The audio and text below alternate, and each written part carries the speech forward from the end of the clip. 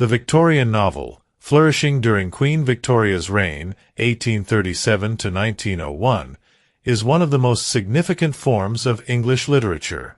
These novels not only provided rich storytelling but also explored pressing social, moral, and psychological issues, reflecting the era's rapid changes.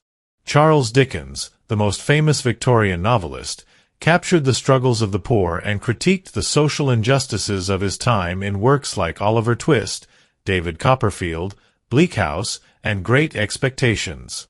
His novels are known for their memorable characters, humor, and powerful social commentary. The Brontë sisters, with their intense emotional depth and Gothic storytelling, also made a significant mark. Charlotte Bronte's Jane Eyre introduced a strong, independent heroine, while Emily Bronte's Wuthering Heights is a dark, passionate exploration of obsessive love and revenge. Their works remain influential for their strong characterizations and bold challenges to social conventions, especially for women. Thomas Hardy, known for his tragic novels, depicted the harsh realities of rural life and the constraints of society.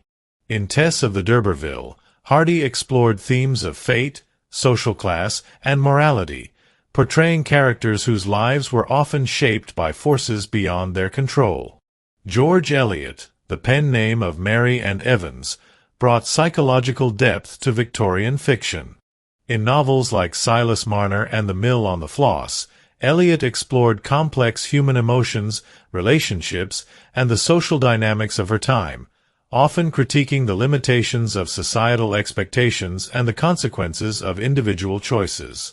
Robert Louis Stevenson, blending adventure and psychological exploration, wrote Treasure Island, a classic tale of pirates and treasure, and Strange Case of Dr. Jekyll and Mr. Hyde, which delves into the dual nature of humanity and the darkness within.